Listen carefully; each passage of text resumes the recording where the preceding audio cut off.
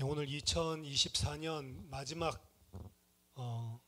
약 45분 정도 남은 시간입니다.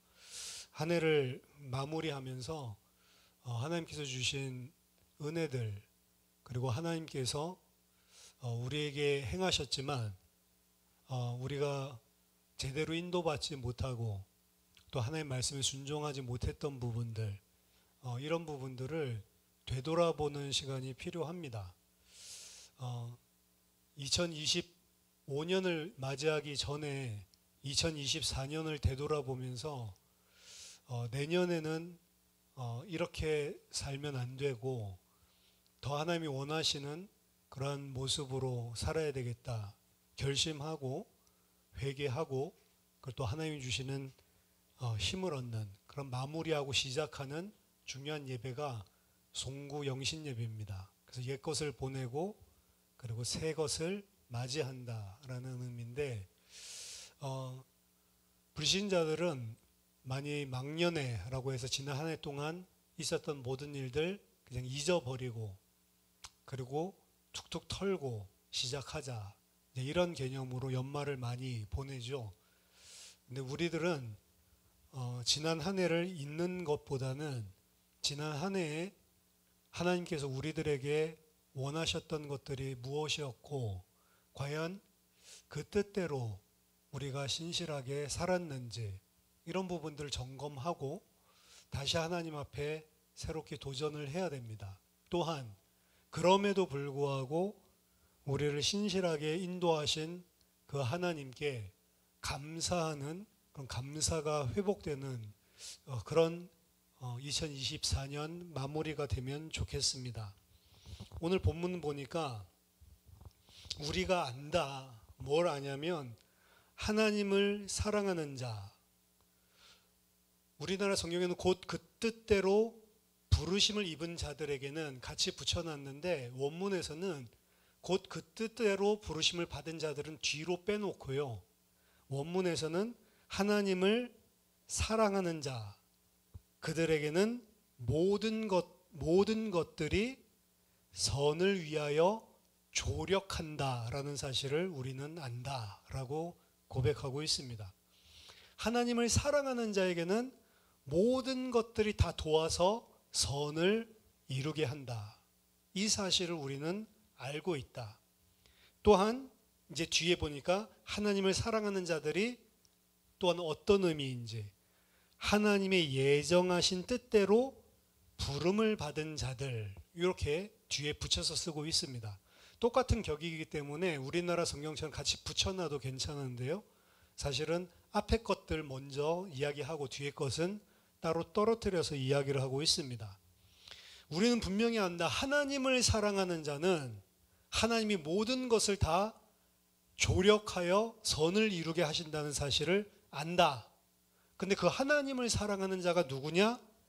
하나님의 여긴 뜻대로 부르심을 받은 자들, 이렇게 되어 있는데 좀 더 직역하자면 하나님의 예정하신 뜻대로 부름을 받은 자들, 그 사람들은 하나님께서 모든 것이 합력하여 선을 이루게 하시는 줄 우리는 안다라고 이야기합니다. 요거 아는 게 신자입니다. 신자는 뭘 알아야 되냐면 내게 일어나는 모든 일들이 다 합력하여 선을 이루게 하시는 하나님을 알아야 되는 겁니다.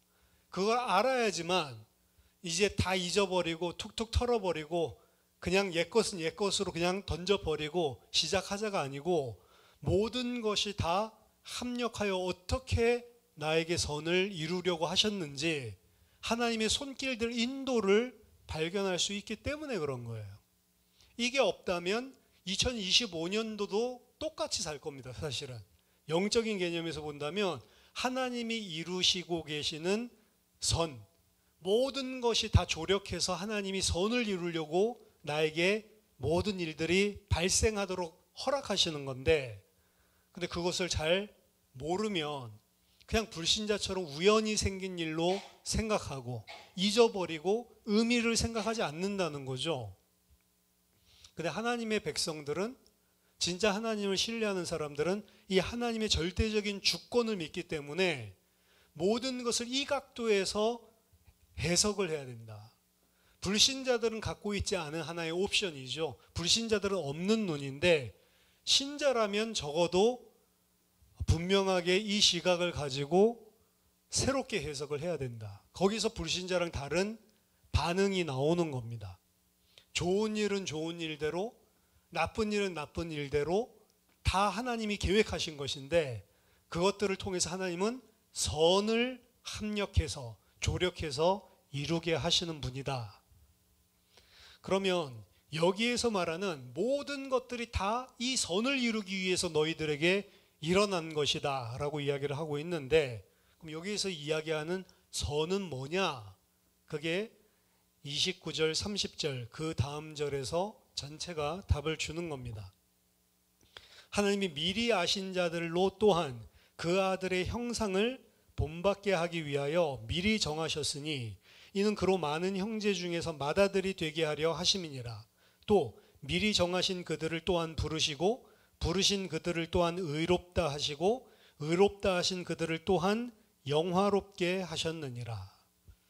자, 하나님을 사랑하는 자는 하나님의 예정하신 뜻대로 부르심을 받은 자다라고 28절에서 이야기를 하고 있죠. 그리고 그 하나님의 뜻대로 부르심을 받은 자에게는 모든 것이 합력하여 선을 이루게 하시는데 그 선이 뭐냐? 그 부르신 뜻이에요.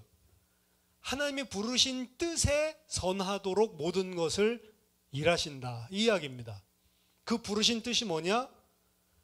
아들의 형상을 본받게 하기 위하여 하나님께서 부르셨다. 29절에서 이야기하고요. 30절에서는 그럼 아들의 형상을 본받게 한다는 것이 어떤 과정을 통해서 되는지 미리 정하시고, 그리고 정하신 그들을 부르시고 부르신 그들을 의롭다 하시고 의롭다 하신 그들을 영화롭게 하셨다라고 이야기를 합니다. 이미 일어난 것처럼 과거형으로 이야기를 하고 있죠. 선언하고 있죠. 하나님께서 미리 정하시고 택하신 자들을 부르시고 의롭다 하시고 의롭다 한 그들을 영화롭게 하는 것, 이 네 가지는요 전부 다 구원의 서정을 이야기하는 겁니다. 하나님이 한 사람을 어떻게 구원하고 처음에 불러서 하나님께서 어디에 이끌고 가서 구원을 완성하시는지를 보여주는 거예요. 정하시고 정하신 그들을 부르고 부른 그들을 의롭다 하시고 의롭다 한 그들을 영화롭게 하는 것. 그 영화로운 자리가 어디냐? 예수님의 형상, 자기 아들의 형상을 담게 하는 거란 말이에요.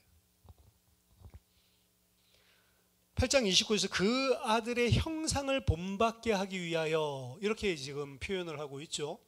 근데 더 정확하게는 그 아들의 형상과 닮게 하기 위하여, 혹은 그 아들의 형상과 동화되게 같아지게 하기 위하여.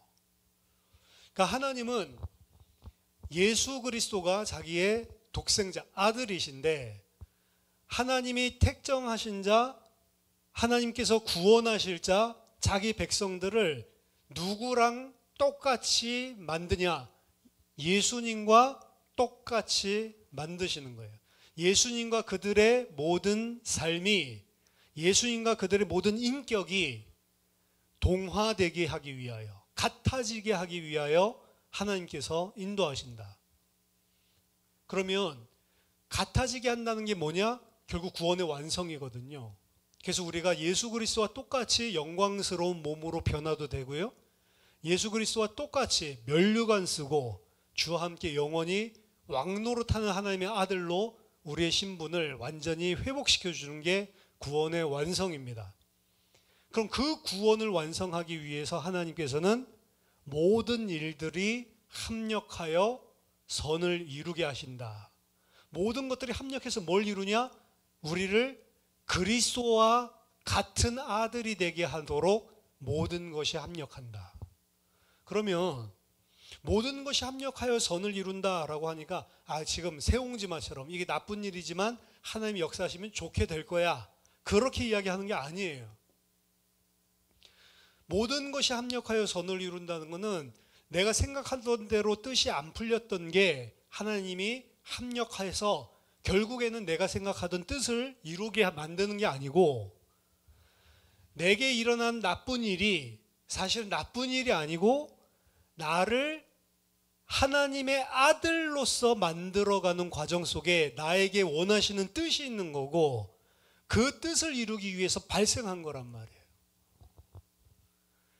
예수님께 생기는, 예를 들어서 십자가, 나쁜 일이죠. 하지만 그 십자가라고 하는 게 아버지의 뜻이었어요.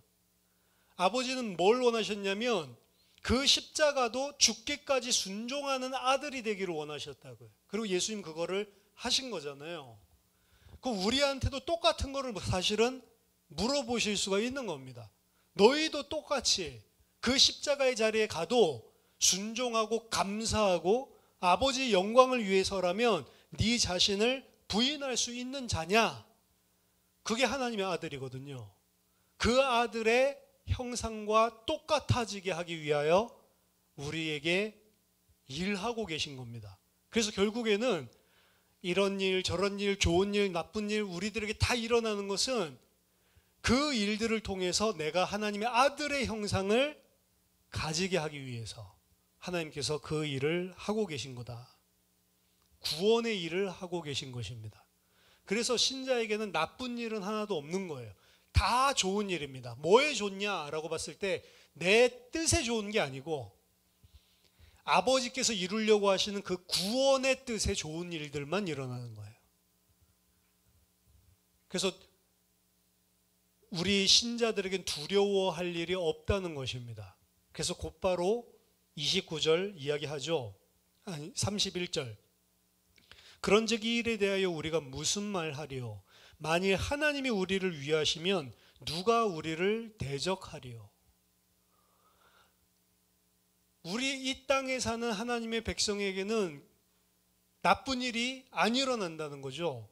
왜? 다 합력하여 선을 이루는 일이니까. 하나님이 우리를 위하고 계시는데 그 어떤 것이 우리를 대적할 수 있겠냐? 우리가 생각할 때는 이 문제가 나를 대적한다라고 생각할 수 있지만, 나에게 나쁜 거를 준다라고 생각할 수 있지만 그런 것 없다는 거죠. 왜? 근거는 하나입니다. 하나님이 나를 위하고 계시다. 내가 하나님의 자녀가 되고 구원받았다는 것은 하나님이 나를 위하는 자가 됐다는 거예요. 그럼 무엇이 두렵겠냐라고 이야기하는 거죠. 무엇이 우리를 감히 대적할 수 있겠느냐? 그 어떤 것도 대적할 수 없다.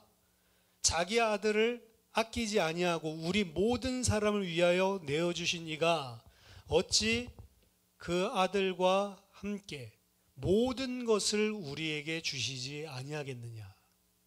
옛날에는 모든 것을 은사로 주지 않겠느냐 이랬는데 은사로란 말은 없죠. 지금 개역 개정 새로 한 게 정확합니다. 헬라 원문에 하나님이 우리를 위하여 그 아들까지도 주신 바 되었는데 그 아들도 아끼지 않고 내어주신 그분이 우리에게 모든 것을 주시지 않겠냐? 하나님은 가장 좋은 것을 주신 분입니다. 가장 어떻게 보면 아끼는 것, 그것도 아끼지 않고 우리를 위하여 내어주신이다. 그럼 모든 것을 그 아들과 함께 주시는 분이 아니냐? 근데 왜 안 주죠? 내가 원하는 거예요. 그거는 내가 원하는 것들을 다 주시는 분이 아니세요. 하나님은 모든 것을 주실 수 있는 분인데, 그리고 사실 모든 것을 주신 분이고, 내가 내 자식을 어떤 사람 살리기 위해서 내어버렸다면 나는 내가 줄 수 있는 모든 것을 준 거잖아요. 하나님은 모든 것을 주신 분이고, 그리고 모든 것을 우리를 위해 주시는 분입니다. 주셨고 주시는 분이에요. 근데 그 모든 것은 무엇을 위해 주시냐면 선을 이루기 위해서, 하나님의 아들의 형상을 가지도록, 우리가 하나님의 아들의 형상으로 온전한 구원을 이루도록 하나님께서는 모든 것을 주시는 분이다. 그래서 내 뜻을 이루는 데에는 부족함이 있을지 몰라도 하나님의 뜻을 이루는 데는 완벽한 것만 주고 계시다라고 신자는 생각을 하면 됩니다. 그럼 지난 한 해를 쳐다볼 때에도 다사다난했던 그러한 한 해가 아니고 나에게 하나님께서 주셔야 할 것만 주신 것이다. 그런데 내가 왜 그걸 주시는지를 모르면 어렵고 힘들고 아프단 말이에요. 그것을 하나님께서 허락해 주시면서 나에게 이루어 가시는 부분들이 뭔지를 보지 못하면 그냥 아픈 상처로 남는 거죠. 하나님 살아계신데 왜 이러냐? 하나님이 나한테 이렇게 할 수가 있냐? 그런 생각이 드는 거예요. 예수 그리스도가 그걸로 따지면 가장 억울한 심정을 가져야 돼요. 내가 뭘 했다고 나를 죄로 만들고, 내가 뭐 했다고 하나님이 나한테 모든 심판을 다 쏟아놓고 나를 외면하고, 엘리 엘리 라바 사박다니 이야기하죠. 내 아버지여 내 아버지여 어찌하여 나를 버리십니까? 근데 그게 예수님의 심정이기도 하고요. 또한 시편 22편이죠. 거기에서 엘리 엘리 라바 사박다니 그 말씀을 성취하기 위해서 또 그 이야기를 하고 있는 거란 말이에요. 그러니까 예수님은 철저하게 이 땅에 오셔서 아버지의 말씀에 순종하고 아버지께서 하라는 말만 하는 거예요. 그러니까 너무 답답해서 내 아버지요 내 아버지 왜 나를 버리십니까? 라고 이야기하는 것 같지만 그 이야기 하신 것도 성경에서 말씀하신 것이 응하게 하려고 그렇게 하고 있단 말이에요. 예수님의 모든 관점은 아버지의 뜻이란 그러니까 통하고요. 그리고 아버지께서 무슨 일을 하고 계시는지를 알고요. 그리고 확신까지 하고 있습니다. 내가 이렇게 죽어버린다면, 내가 이렇게 전적으로 순종하고 죽어버린다면 아버지께서는 반드시 나를 3일 만에 부활시킬 것이다. 이거는 예수님의 신성으로 아는 게 아니라요. 우리랑 똑같은 100% 인성을 가지고 있는 인간으로서 하나님을 신뢰하는 영역이란 말이에요. 우리는 너무 예수님의 이야기를 예수님은 신이니까 성자 하나님이니까 그러니까 다 아니까 저렇게 할 수 있지. 만약 그렇게 치면 십자가에서 죽는 거 그 페이크입니다. 어떻게 보면. 나 죽어도 그냥 살아날 거 내가 신이니까 다 알아. 육신적으로 아픈 척 그냥 거짓말 해야지. 쇼해야지. 그런 게 아니란 말이에요. 예수님은 100% 인성을 가진 각도로도 우리가 성경을 새롭게 볼 필요가 있는 거예요. 사복음서를 볼 때 예수님께서 행하신 모든 일들을 나랑 똑같은 100% 인간으로서 이 일들을 하셨다라고 생각하고 보면 사실 믿기 어려운 일들이 일어납니다. 사실은. 근데 그렇게 봐야 돼요. 왜냐? 예수님은 이 땅에 있는 동안 단 한 번도 자기 자신의 육신을 위해서 신성을 쓴 적이 없어요. 그 신성을 자기 자신을 위해서 쓰는 순간 하나님의 뜻에 복종하지 않는 거란 말이에요. 그럼 예수님께서 이 땅에서 기적을 행한 거 자기의 신성으로 한 게 아니란 말입니다.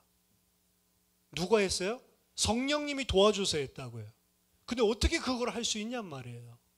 성령이 도와주셔서 바다도 잠잠하게 하고 바다 위도 걷고 오병이어도 하고 이렇게 하는데 어떻게 그 일을 할 수 있냔 말이에요.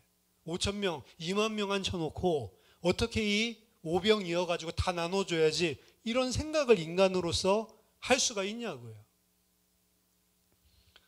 예수님이 인성을 가지고 아버지의 뜻에 전적으로 순종하는데 그 순종하는 게 쉽냐? 예수님도 어려웠어요. 그래서 시험 당했다라고 이야기를 하는 거고 예수님께서 그 시험 당할 때마다 기도하고 싸우는 겁니다. 육신적인 부분들이 우리랑 똑같이 있어요. 괴로운 부분들도 있었을 거고 두려워하는 부분들도 있었을 거고 하지만 결국에는 괴롭고 두렵고 내가 순종하고 싶지 않은 것이 있을 때에도 끝까지 자기 자신을 쳐서 복종을 시키는 게 예수님의 삶이었단 말이에요. 그리고 그가 신뢰한 대로 확신한 대로 정말로 3일 만에 부활을 시키시죠. 그게 그래서 상급이다라고 이야기를 합니다. 하나님께서 우리에게 이 땅에 일하시는 일은 사실 우리를 하나님의 아들로 만들어가는 과정. 근데 그 하나님의 아들은 각각 다른 하나님의 아들이 아니고 표본이 형상이 예수 그리스도입니다. 우리를 예수 그리스도와 같은 아들로 만들어가는 것. 그럼 예수 그리스도와 같은 아들이 되려면 어떻게 돼야 되냐? 전적으로 하나님에 대해서 신뢰해야 되고요. 그리고 그 하나님이 하시는 일에 순종해야 되는 거예요. 왜? 신뢰하니까. 근데 그 하나님이 모든 만물과 만인을 움직이는 주권을 가지고 계신 분이래요. 그럼 나에게 일어나는 모든 사건들, 나랑 관계 있는 모든 사람들, 사실은 다 하나님의 주권들 가운데서 만남도 일어나고 사건도 터지고 좋은 것도 생기고 그거를 인정하는 사람이 하나님의 백성이다. 근데 그 일들이 일어나게 할 때 무슨 목적으로요? 나도 구원받은 하나님의 백성도 예수와 똑같은 형상을 가지도록 성장시키기 위해서 그 일을 하신다는 겁니다. 그래서 우리 교회가 작년에 큰 표 만들면서 예수 그리스도를 따르는 제자라고 하는 타이틀을 걸었죠. 결국에는 교회도 예수 그리스도를 따르는 제자들. 그럼 예수 그리스도를 따를 때에는 그냥 따르는 게 아니고 나를 부인하고 자기 십자가를 지고 예수 그리스도를 따라가야 돼요. 나를 부인하고 십자가를 지지 않으면 예수를 따를 수 없는 겁니다. 나를 부인하지 않고 십자가를 지지 않고 예수를 따른다는 것은 예수를 통해 내가 좋은 걸 얻어내려고 하는 사람이에요. 그러니까 부자 청년에게 이야기를 하죠. 부자 청년이 하나님 말씀 나 다 지켰습니다. 그런데도 본인은 영생을 얻었는지 안 얻었는지 사실 여기에 대한 확신도 없고요. 또한 어떻게 보면 나 다 잘 지켰으니까 영생 얻은 거 맞죠? 이걸 확인해 보고 싶었을지도 모르겠어요. 근데 자기 자신은 나름대로 잘하고 있고 자기 자신은 영생을 얻었다라고 생각을 하고 있는 그에게 참 잘했다. 하지만 한 가지 부족한 게 있다. 그 한 가지 부족한 게 너는 네가 가진 재물들을 다 가난한 자들에게 나눠주고 그러고 나를 쫓아와라. 이 사실을 듣고 이 청년이 근심해서 돌아가거든요. 그럼 그 내용이 뭐냐? 자기 부인이에요. 이 친구는 모든 것을 다 할 수 있다고 생각했지만 사실은 10계명의 1계명도 안 되는 거예요. 결국에 10계명을 준 하나님의 말씀을 준 궁극적인 이유는 네 마음과 힘과 성품을 다해서 네 모든 전 인격을 다해서 하나님만 사랑하고 그 외에 다른 신을 두지 말고 우상 두지 말라라고 하는 건데 이 사람은 결국에는 자기 자신이 가지고 있는 물질, 재산은 못 내려놓는 거예요. 예수님 못 쫓아가는 거죠. 자기 자신이 예수님을 쫓아가는데 어떻게 보면 손해볼 거는 못 내놓는 거예요. 근데 예수님께서 그 젊은 청년에게 왜 그런 말씀을 하셨냐? 어떻게 보면 청년이 못할 거를 이야기하는 것 같지만 예수님이 그를 사랑하사 이 말을 했다라고 성경은 이야기합니다. 진짜로 이 사람을 사랑하기 때문에 그 이야기를 해준 거예요. 네가 가지고 있는 거 다 내려놓고 나를 따라야 진짜 영원한 생명이 있는 거다. 그거 못하죠. 그거 쳐다보고 예수님께서 어떻게 보면은 사랑한 그 청년이 못하고 돌아가는 모습 보면서 씁쓸했을 것 같은데 옆에 있는 제자들은 그거 쳐다보면서 야 부자도 천국 가기가 어렵구나 이러고 있으니까 야 부자는 낙타가 바늘 구멍으로 들어가는 것보다 구원받기가 더 어려워. 그만큼 많이 가진 자는 못 내려놓는 거죠. 그 이야기를 했더니 이 남은 12제자들이 주님, 그럼 우리는 모든 것 다 버리고 주님 쫓아왔는데 배도 버렸죠. 아버지도 버렸죠. 예수님께서 12제자 부를 때의 특징은 버려두고 즉시로 쫓아갔다는 거거든요. 주님, 우리는 다 버리고 주님 쫓아왔는데 그 우리는 뭐 주실 건데요? 버린 거예요? 안 버렸다는 증거죠. 예수님을 쫓아간 것은 어떻게 보면 내가 생각할 때 내 인생의 가치보다 더 큰 거를 붙잡은 거예요. 내가 생각할 때 배에서 물고기 잡는 것보다 그물 잡는 것보다 저 예수님 쫓아가는 게 훨씬 더 멋진 가치 있는 삶이 되지 않을까라고 생각해서 쫓아가는 겁니다. 목회자 되는 사람들도 거의 다 10,000명 목회, 30,000명 목회 할 줄 다 알고 한다고요. 신학교 때. 그렇죠? 그럼 그렇게 큰 비전, 가치를 이루기 위해서 어떻게 보면 목사도 되는 거죠. 목사였는데 평생 교회 오늘 지금 3명 데리고 평생 먹고 사는 거 어려워서 맨날 노가다 뛰고 이러면서 살아야 돼. 난 그렇게 하기 위해서 목사 돼야지. 이런 사람 없단 말이죠. 인간은 어떻게 보면은 이런 일 저런 일들, 목회자 다 포함입니다. 하나님께서 발생하게 하시는데 그 발생하게 할 때마다 하나님은 뭘 하게 만드냐? 나를 부인하고 십자가 지고 예수 그리스도를 쫓아가는, 내가 납득하고 내가 원하는 게 아니라 그런 것들을 다 내려놓고 하나님께서 행하시고 계신 일에 전적으로 순종하는 하나님의 아들들, 그 아들들로 우리를 만들어가는 거예요. 그 아들들로 만들어가려고 하다 보니까 결국에 진짜 구원받은 자에게는 자기가 원하는 대로 잘 뭐가 안 일어나게 돼 있어요. 그게 아브라함의 인생을 보면 알 수 있습니다. 부르심 받은 그날부터 뭐가 될 줄 알았는데 왜? 자기는 다 버리고 나왔어요. 베드로랑 비슷해. 다 버리고 친척, 아비, 본토 다 버리고. 왜? 아들 준다니까. 그때는 아들 없는 죽음을 죽음의 죽음이라고, 왕의 왕 이런 표현 있죠. 주의 주. 그건 최고의 왕, 최고의 주.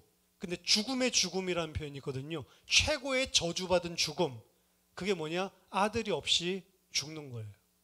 아브라함 아들이 없었거든. 평생 소원이 그거야, 아들. 근데 아들 준다는 신이 자기를 찾아왔어.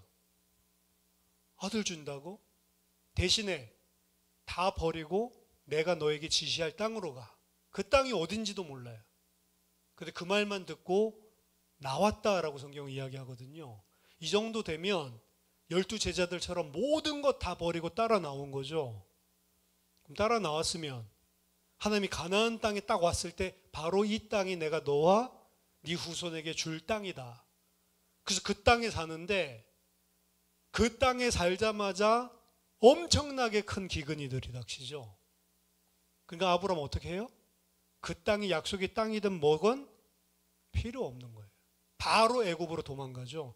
아예 고려 자체를 안 해요. 이 땅 이 땅을 안 떠나야 되는데 이 땅을 준다고 했는데 하나님의 언약, 말씀 이런 거는 아무 소용없고 굶어 죽을 것 같아서 바로 애굽으로 튀어버린다고.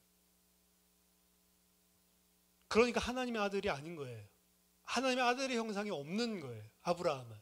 하나님이 미리 정하신 자 그를 부르셨지만, 그리고 그를 의롭다 해주셨지만 진짜 그 아들의 영화로운 모습을 안 가지고 있는 그런 하나님께서 작업을 하시는 겁니다.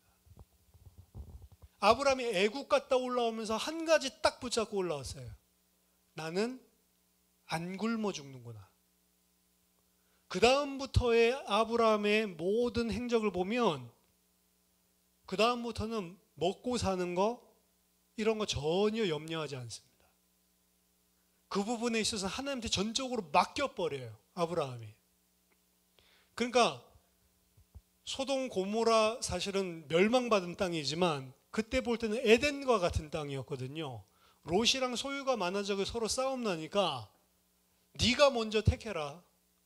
네가 동하면 나는 서하고 네가 좌하면 나는 우하겠다. 그러니까 그때 보니까 이 에덴 동산 같은 소돔 고모라 거기를 갖다 택해서 가거든요.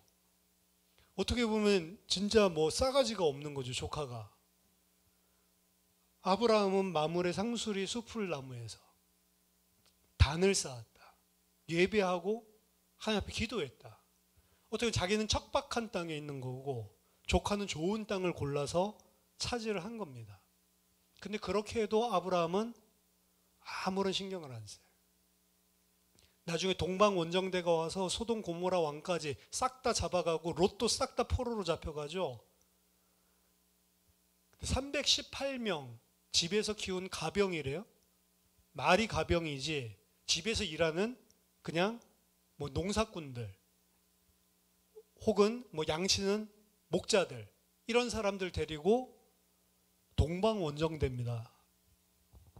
위에서부터 가난을 초토화시키고 내려온 엄청난 군대예요, 사실은. 그걸 쫓아가서 대승을 거두고 온다. 대승을 거두고 돌아올 때 소돔 고모라 왕이 고마워가지고 야, 우리 사람들만 돌려주고 모든 노략, 이 물품들은 뺏겼던 거 다시 찾았던 거 너 줄 거니까 네 가져라. 그때 아브람 뭐라고 하죠? 내가 만약 이거 받으면 나중에 네가 나 때문에 아브람 부자 됐다라고 말할까 봐 받지 않겠다. 실 하나도 받지 않겠다. 아브라함은 경제적인 물질적인 복을 하나님께서 주고 나를 책임진다라는 사실을 애굽에 내려가는 사건을 통해서 배웠어요. 왜요? 가뭄, 기근 때문에. 그럼 기근이라고 하는 것은 나쁜 것이잖아요. 근데 그 기근을 통해서 전적으로 하나님께 신뢰하는 한 영역이 생긴 거예요. 먹고 사는 문제에 있어서는 이제는 절대로 나는 걱정하지 않겠다. 왜? 하나님이 다 책임지더라. 하나하나씩 배워가는 겁니다. 근데 아브라함이 아무리 해도 안 되는 게 사실은 잘 먹고 잘 사는 것도 중요한데 아들 때문에 나왔는데 아들을 안 줘요. 그러니까 85살 10년이 됐는데도 아들을 안 줘요. 이러니까 머리를 쓰죠. 나한테 준다고 그렇지 내 아내랑 나 사이라고 이야기 안 했지. 이래가지고 첩을 갖다가 드린다. 사라가 그것도 권해가지고 하갈. 그 하갈 어디서 올라왔냐? 애굽에서 올라온 여자거든요. 아마도 75살 때 기근 터져가지고 내려갔을 때 얻은 종일지도 모른다. 그가 불신앙의 씨앗에서 또 하갈이라고 하는 존재가 나오는 거예요. 근데 그 하갈은 같이 동침했을 때 바로 낳네 아들을. 그래서 85살 때 그렇게 해서 86세에 이스마엘을 낳습니다. 내 씨다 라고 생각하고 있는데 하나님 나타나셔서 그거 네 씨 아니다. 너랑 사라 사이에 태어날 자가 네 씨다 라고 이야기하죠. 근데 그 말하고도 안 줘. 99살까지. 아내 경수가 다 끊어질 때까지 안 주다가 경수 다 끊어지고 그 어떤 것도 내가 할 수 없고 아내도 할 수 없는 두 손 두 발 다 들었을 때에 내년에 태어날 거다 하고 말씀하신 그대로 이삭이 태어난단 말이죠. 그거 쳐다보고 아브라함이 완전히 뒤집어졌습니다. 그래서 이제는 아들을 주라고 그래도 주는 거예요. 하나님 앞에. 왜? 나의 씨고 큰 민족, 내 씨를 통해 큰 민족을 이룬다고 했는데 그 씨가 이삭이라고 했으니까 이 이삭을 죽인다 하더라도 하나님이 도로 살려서 하나님이 그 약속을 성취시킬 하나님을 믿었다라고 하는 겁니다. 이게 부활신앙이에요, 사실은. 예수님도 똑같은 신앙. 내가 억울하게 죽지만 내가 내 죄 때문에 죽는 게 아니고 온 세상 하나님 택하신 자들의 죄를 짊어지고 죄가 되어서 죽는 거. 그렇다면 의인은 죽지 않고 하나님은 공의로우시고 신실하신 분이기 때문에 내가 죽었다 하더라도 반드시 살리실 것이다. 아브라함 믿음도 예수님의 믿음도 같은 믿음이에요. 아브라함이 딱 100살에 그 이삭, 그 다음에 몇 살인지 모르겠습니다. 뭐 이삭이 한 15살 때 115살이라고 쳐도 약 40년 후죠. 부르심을 받고. 그 이후에 그 믿음에 도달하고 난 이후에는 아브라함에게는 문제가 없어요. 성경을 보면 그 이후에는 아브라함에게는 별로 문제가 안 일어나요. 왜? 문제를 줄 이유가 없어요. 아브라함에게 이제. 하나님의 아들의 형상을 닮은 자가 됐으니까 그 전까지는 다사다난한 일들이 계속 터졌는데 그것 통해서 하나하나 성장했었던 아브라함에게는 그 순간이 되자 없어진다. 근데 그 순간이 뭐냐? 나를 부인하고 십자가 지고 하나님이 원하신다면, 하나님의 뜻이라면 전적으로 순종하는 것, 하나님을 전적으로 신뢰하기 때문에 나오는 순종입니다. 그게 하나님의 아들로 만들어가는 과정들이에요. 그럼 이 과정은 뭐를 통해서만 알게 되냐? 작년의 주제였습니다. 하나님과의 교제를 통해 하나님을 알아야지만 나오는 순종이에요. 하나님을 알고 하나님이 누구신지를 전적으로 믿기 때문에 나오는 순종. 그러니까 교회 가서 이렇게 하면 이렇게 하는 게 신실한 일꾼들이 하는 거다. 그런 개념이 아니고 하나님을 전적으로 신뢰하기 때문에 나를 부인하고 그분의 뜻에 전적으로 순종하는 것. 이건 언제만 나오냐? 하나님과의 교제를 통해서 하나님을 알 때에 나오는 거다. 그럼 아브라함이 처음에는 왜 순종 못했냐? 하나님 몰라서. 줄 건지 말 건지, 하나님 말씀했는데 왜 말씀대로 안 하지? 그러고 있었단 말이에요. 그럼 하나님은 어떻게 교제하는데요? 세 가지 말씀했었죠. 말씀을 통해서 하나님과 교제하고, 말씀 없이 하나님과 교제할 수가 없습니다. 왜? 말씀만 하나님이 누군지를 알려주니까. 말씀 없이 우리가 하나님에 대한 개념 가지고 있는 거는 신명기에서 모세가 말하듯이 그게 하나님이라고? 그거 하나님 아니야. 하나님은 눈에 보이는 우상, 그런 존재 아니야.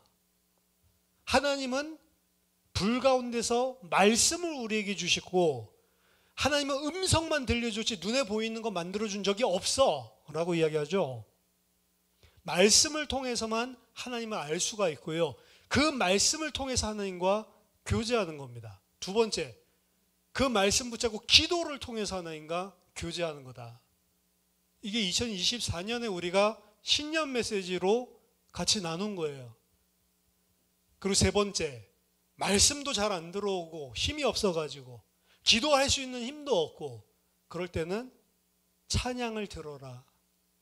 찬양으로, 찬양이 노래인 것 같지만 노래 곡조를 붙인 기도고 말씀입니다. 사실 좋은 찬양은 감정 자극하는 게 아니고 그 가사, 그 안에 말씀과 진짜 신실한 성도의 기도가 담겨 있냐? 사실 가사가 더 중요한 거예요. 그 가사가 너무 좋은데 곡조까지 좋다? 그럼 사람의 정적인 부분들을 어떻게 보면은 건드릴 수가 있거든요. 그럴 때 나도 모르게 다시 감사도 나오고 또 하나님의 은혜도 생각하게 되고 회복될 수가 있다. 말씀, 기도, 찬양을 통해서 하나님과 교제하는 거다. 근데 그 말씀, 기도, 찬양 이 모든 게 다 들어가 있는 게 뭐냐? 예배다라고 이야기를 했죠. 기독교인으로서, 예수를 믿는 그리스도인으로서 제가 생각할 때 그래서 가장 중요한 거는 예배입니다. 예배를 통해서 말씀도 주고 예배를 통해서 기도할 수 있고 예배를 통해서 우리가 하나님을 찬양한단 말이에요. 그럼 우리가 한 해를 되돌아볼 때 과연 나는 이 예배를 성공하고 있었는지, 예배는 진짜 중요한 예배는 공예배가 아니고 진짜 우리에게 되어져야 될 예배는 영적인 예배. 그 영적인 예배는 너희 몸을 하나님이 기뻐하시는 산 제물로 바쳐라. 24시간 하나님께 나를 제물로 바쳐라. 나를 부인하고 십자가를 지고 따라가는 삶이에요. 그게 예배라고 이야기합니다. 근데 24시간 일주일 내내 그거는커녕 주일날 예배도 못 드린다면, 그렇죠? 주일 예배는 못 드리는데 그게 될까요?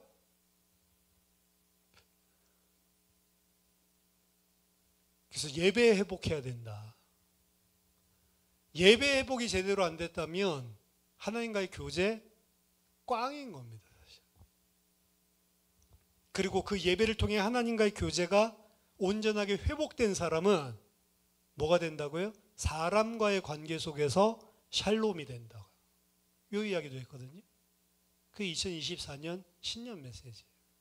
그런데 우리 교회를 지난 한 해를 되돌아보니까 뭐 샬롬은커녕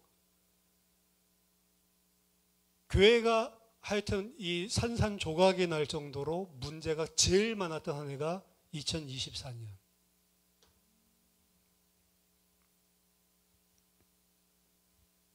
왜 그렇게 하셨냐?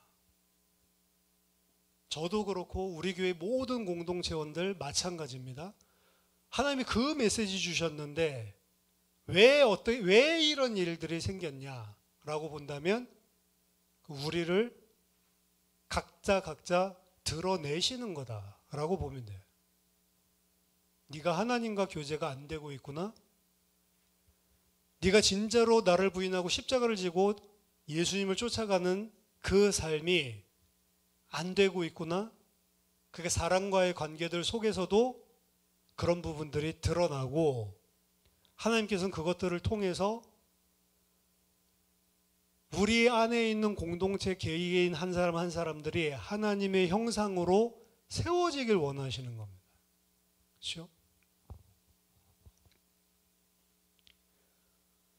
하나님과의 교제가 회복된 사람은 사람과의 교제가 회복된다. 사람과의 교제가 샬롬이 안 되는 사람은 하나님과의 교제도 안 되는 거다. 나 하나님이랑 너무 잘 통하는데 다른 사람 상처 주고 그런 거 없어요. 하나님은 진짜 잘 통하면 다른 사람도 살리게 돼 있어요. 그래서 2025년 신년에 우리가 붙잡고 살아야 될 주제는 살리고 섬기는 종입니다. 교회는 제가 재직들 세울 때 재직 메시지에서 결국에 5가지 하는 데다 예배 드리는 거, 이게 가장 핵심. 예배 드리기 위해서, 함께 드리기 위해서 공동체로 모인 거예요, 사실은. 예배가 가장 핵심이고, 두 번째는 그 예배 모인 성도들 사이에서 일어나는 교제다. 근데 그 교제는 우리 자신을 만들어가는 거예요. 나 혼자 집에서 예배 드릴 때는 절대로 부딪히는 사람도 없어요. 나랑 하나님 1대1이니까. 그러니까 잘 하고 있는 줄 알아요. 근데 와서 보면 교회는 뒤죽박죽이에요. 대학 선교단체가 교회에 보면 치를 떨어요. 예수 믿는다는 사람들이 왜 이래? 선교단체에 가보면 전부 다 선교에 대한 열정이 있는 사람들만 모여 있어요. 대학생들 중에서도. 대학생들 놀기 바쁜데 그런 사람들끼리만 모여서 뜨겁게 기도도 하고 찬양하고 서로 말씀 가지고 쉐어링하고 그러면서 하루하루를 스케줄 잡아가지고 어떻게 보면 치열하게 사는 그런 제자 훈련을 받는 그런 학생들이 선교단체에 있다가 로컬 교회에 와보면 완전 개판 5분 전이에요. 왜? 여기 불신자들도 와 있어요. 그리고 오래 다녔는데 전혀 전도, 선교 이런 사명이랑은 거리가 먼 사람이 있어요.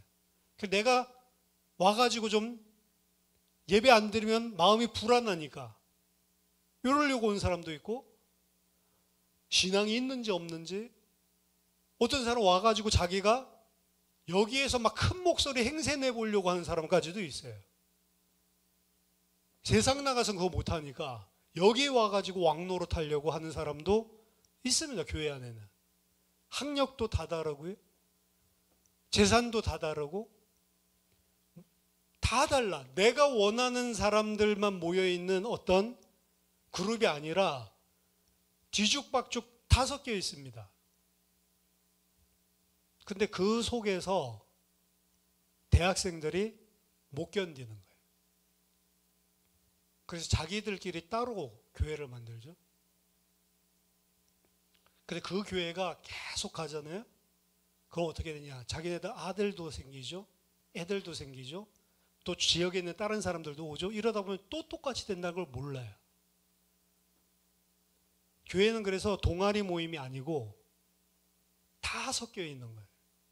근데 다 섞여 있는데 그걸 가지고 뭘 깨달으라고 하는 거냐? 저 사람도 예수 그리스도께서 피와 물을 다 쏟으면서 살린 하나님의 사랑하는 아들이고 나도 아들이고 다 그 주님의 사랑을 받은 자구나. 그 사람들을 어떻게 해야 된다고요? 살리고 섬기는 종으로 내가 서 있지 않으면 교회는 이 안에서 파토나기가 제일 좋은 그런 공동체다. 하나님과의 교제가 안 되면, 예배가 안 되면 교제도 그래서 꽝이다. 그 다음 하나님과 사랑과 요거에 되는 사람이 봉사합니다. 교회 안에서 봉사도 있고 이제 사회 지역 안에서의 봉사도 있어요. 지역 안에서의 봉사는 전도의 개념이랑은 다릅니다. 가난한 자, 없는 자, 그리고 진짜 도움이 필요한 연약한 자들, 이 자들을 꼭 전도해서 예수 믿게 만들어야겠다는 목적이 아니라 그들을 측은한 마음을 가지고 그냥 순수하게 섬기는 봉사예요. 교회 안에서 봉사할 때에도 하나님이 주신 은혜를 내가 받았기 때문에 내가 무슨 대가를 바라고 봉사를 하는 게 아니고 내가 받은 은혜가 있으니 나도 섬기는 종이 되는 봉사를 하는 거고요. 그 다음 네 번째, 전도. 예배, 교제, 봉사, 전도. 전도는 나가서 해도 괜찮고 내가 아는 지인들에 해도 괜찮고 다 괜찮은데요. 더 중요한 건 뭐냐면 내가 저 사람, 복음 없는 사람들을 쳐다볼 때 이 사람들이 복음을 받아야 되는데 라는 마음이 있어야지 그리스도인인 거예요, 사실은. 저는 예전에 복음을 몰랐을 때 그런 생각을 단 한 번도 한 적이 없어요. 근데 복음을 가지고 나서부터는 진짜로 얘가 이거 안 들으면 죽는데 듣든 믿든 믿지 못하든 한 번은 정확하게 이야기를 해줘야 되는데 복음을 애가 타죠. 그 마음이 없이 전도를 하면 어떻게 보면 교회 사람 끌어다 모으려고 하는 것 수준밖에 안 되는 거잖아요. 진짜 저 사람의 영혼이 이 복음이 필요한가? 거기에 대한 진짜로 내가 가지고 있는 생각이 있나? 그것부터 시작되는 거지. 진짜 이 사람에게 복음이 필요하다. 진짜 이 사람이 복음 들어야 되는데 라고 하는 마음이 없다면 구원 안 받은 걸 수도 있습니다. 그 마음이 안 들 수가 없어요.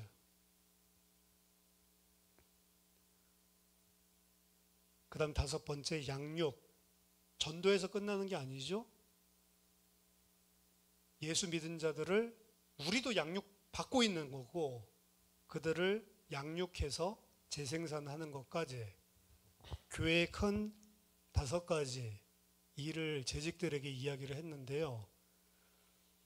결국에 이 예배, 교제, 봉사, 전도, 양육 이 모든 것들이 다 살리려고 하는 것이고 그리고 살리기 위해서는 내가 섬기는 종이 되어야 그 살리는 일에 내가 쓰임받을 수가 있는 것입니다.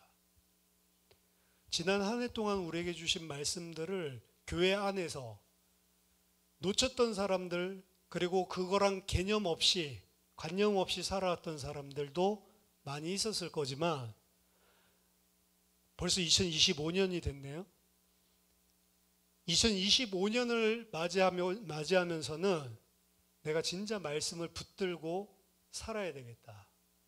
진짜로 그 말씀대로 내가 말씀의 큰 줄기 속에서 내가 모든 것을 판단해야겠다. 마지막 한 가지만 더 말씀드리면 올해 저는 이걸 우리 성도들 안에서 뭐 지금 남아있는 사람도 있고 떠나간 사람도 있지만 남아있든 떠나가든 그거랑 상관없이 같은 말씀 듣고 같은 예배를 드리는 이 공동체 안에서 제가 제일 안타깝게 본 게 뭐냐면, 저 사람 저렇게 행동하는 게, 저 성도가 저렇게 행동하는 게 이번 주일에 주셨던 하나님의 말씀이랑 진짜 그 말씀을 가지고 있다면 저렇게 판단하고 저렇게 선택하고 저렇게 할 수 있을까?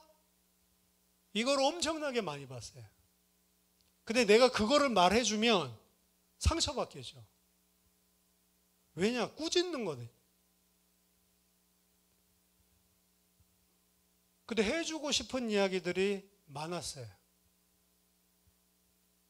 그 말씀 나왔는데 그 주간에 바로 선택을 하고 행동을 해야 되는데 저렇게 선택을 저렇게 행동을 해?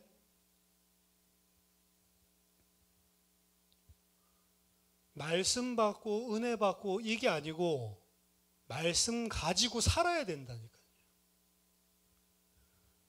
내일 신년 예배죠. 아이고, 또 12시 넘게 예배 드렸는데 또 무슨 예배야? 이렇게 생각할 수 있지만, 신년 예배는 한 해 동안 하나님께서 우리에게 주시는 음성이라고 생각하고 들으면 중요한 말씀입니다.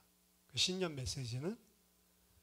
보통은 신년 메시지 일반적으로는 그냥 감사하고 새롭게 우리 시작하고 뭐 이런 기분으로 그냥 슬쩍 넘어가지만, 저희 교회는 신년 메시지 통해서 한 해 동안 큰 물줄기, 한 해 동안 어떤 생각을 가지고 그럼 주일날 메시지 들은 것도 그 줄기 속에서 해석을 해야 될까, 큰 방향, 요 이야기를 합니다. 목회 계획이 아니고 하나님이 우리를 하나님의 아들을 본받게 하기 위해서, 아들의 형상을 우리 안에 똑같이 가지게 하기 위해서 하나님 사실 우리를 이 땅에 지금 살게 하셨는데, 그 가운데서 우리가 놓쳤었던 것들, 그리고 회복해야 될 것들, 이것 중심으로 2025년에 우리가 붙들 그런 말씀을 같이 나누는 게 신년 감사 예배거든요. 그래서 오늘 송구영 신예배, 지금 울산의 본당에는 저 포함해서 4명, 우리 딸도 오늘 아파가지고 못 왔어요. 못 온다고 막 울더라고요. 근데 쉬어라. 집에서 인터넷으로 드려라. 줌으로 몇 명 들어왔는지 모르겠고 유튜브로 몇 명 들어왔는지 모르겠지만 2024년을 되돌아보면서 놓치고 또 실수한 것, 실패한 것이 있다면 다시 하나님 앞에 무릎 꿇고 새롭게 도전할 수 있는 그런 결심을 하고 결단을 하는 밤이 되길 바라고, 2025년도에 이전 것은 지나갔으니 보라 새 것이 되었도다 라고 이야기하듯이 또다시 결심하고 새롭게 할 수 있는 기회를 주는 게 칼렌다의 1월 1일이다 라고 생각합니다. 그리고 구정 때가 되면 또 한 번 기회를 더 줬다. 설날 때 제가 보통 그런 이야기를 많이 하는데, 어쨌든 1년에 한 번씩 단위를 두고 하나님께서 다시 한번 우리가 갱신할 수 있는, 다시 힘을 내서 도전할 수 있는 그런 기회를 주시는 겁니다. 2024년도를 잘 마무리하고 2025년도에 정말 하나님께서 기뻐하시는 아들로 최고의 영광 돌리는 믿음의 사람들 다 되시기를 예수 그리스도 이름으로 축원합니다. 기도하겠습니다. 살아계신 하나님 아버지, 은혜를 감사드립니다. 지난 한 해를 쳐다보면 주님은 우리를 신실하게 인도하셨는데 우리는 그저 육신적으로 세상의 방식으로 모든 사건들, 문제들, 사람들을 대하며 그 하나님의 뜻에 멀어지고 그 하나님의 뜻이 무엇인지 전혀 생각지 않은 우리들의 삶이 하나님의 일상이었음을 주님 앞에 고백하고 회개합니다. 하나님, 2025년 이제 새해를 맞이해서 다시 한번 심기일전하고 주의 말씀으로 하나님 시작할 수 있는 은혜를 주시고, 2025년 한 해가 지났을 때 그 하나님 앞에 정말로 순종함으로 하나님의 아들을 닮은 자로 하나님 많은 성장들이 있을 수 있도록 한 사람 한 사람 모든 성도들을 붙들어 주시고 은혜 베풀어 주시옵소서. 살아계신 주 예수 그리스도 이름으로 기도하옵나이다. 아멘.